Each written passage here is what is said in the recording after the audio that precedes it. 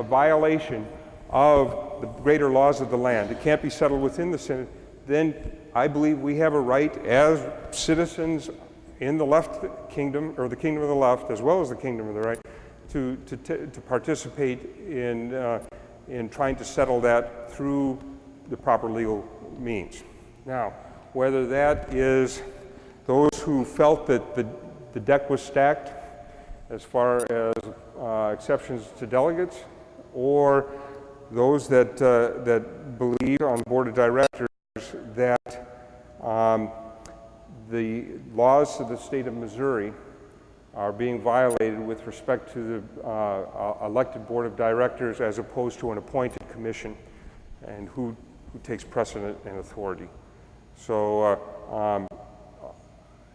when it couldn't be settled within our own structure, I believe that personally that those people had a right to take it before the governing authorities.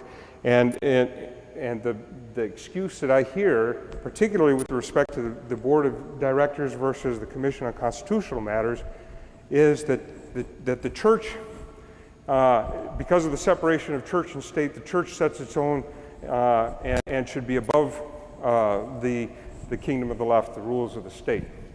Well, that was the same reasoning and excuse given by the Roman Catholic Church why they didn't take their priests to task as far as the legal system for their pedophilia.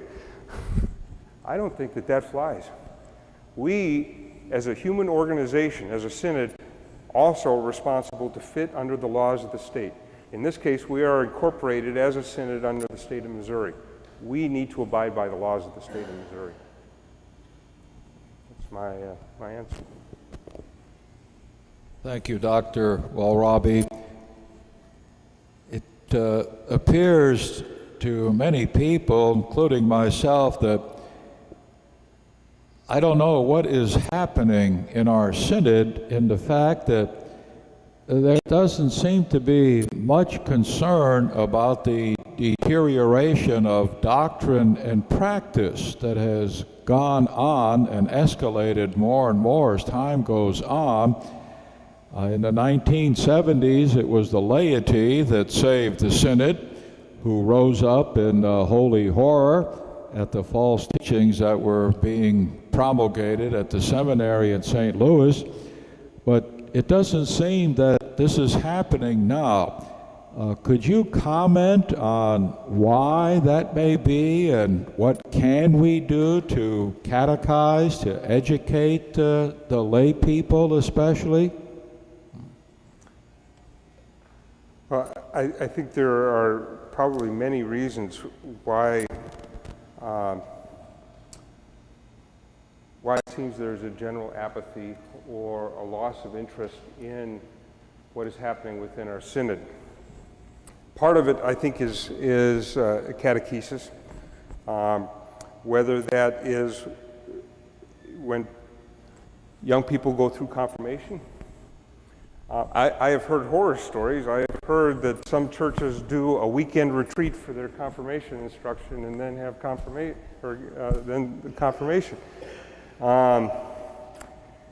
I think confirmation needs to be at least 2 years. Maybe some of you have heard those horror stories too. And some congregations through parochial schools, and or if they have midweek schools on Wednesdays, for those that go to public school, they have confirmation instruction for years, and all of that provides a solid foundation. And the same goes through for adult instruction. A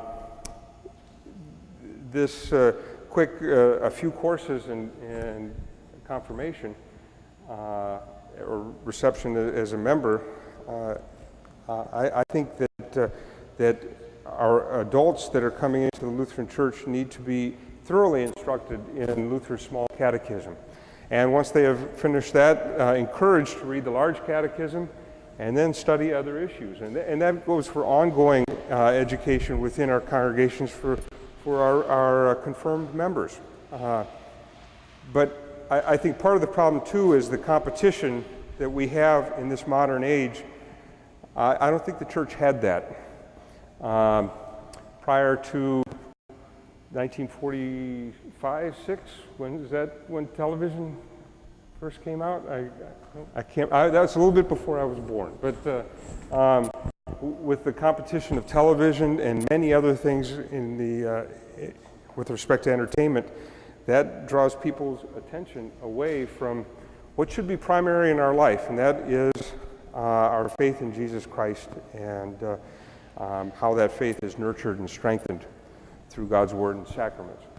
And then the doctrine and practice that is being taught and carried out in our congregational life, and then in our agreement amongst all of our congregations. And so I really believe this needs to be addressed throughout the Synod. Stronger emphasis on catechesis. And the other thing is, right now we face a number of issues that we're divided on. In the early history of the Missouri Synod, those issues were addressed right away. Now, the only way we can address the several issues is to take one at a time. Just like any big task, you just take it one at a time and address it, deal with it, and move to the next one. Did that answer your question? Yes, it does. Thank you very much, Dr. Walrabi. Any other questions? There's your opportunity to ask the good doctor any questions that you have about Synod's policy, practices, teachings, where Dr. Walrabi stands on these issues. Yes, please again.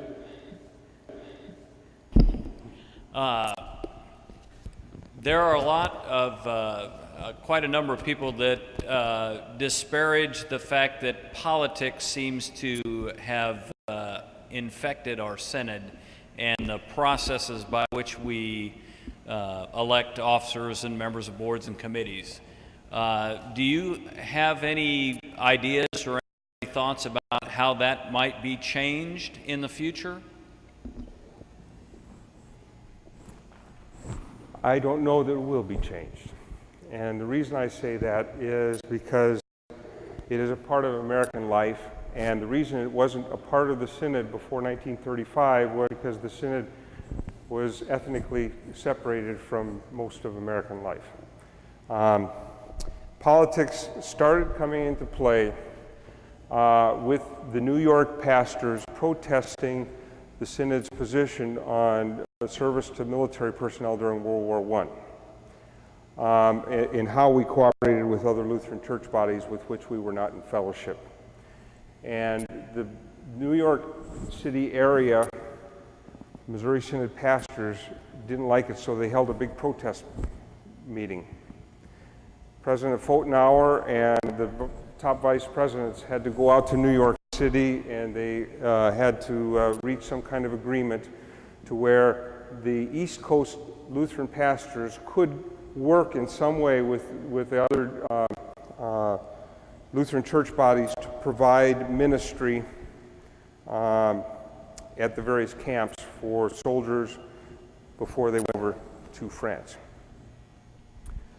That was the first protest movement. Then things kind of settled down in the 1920s, but then in the 1930s with the Great Depression and a surplus of pastors who didn't have calls because congregations were so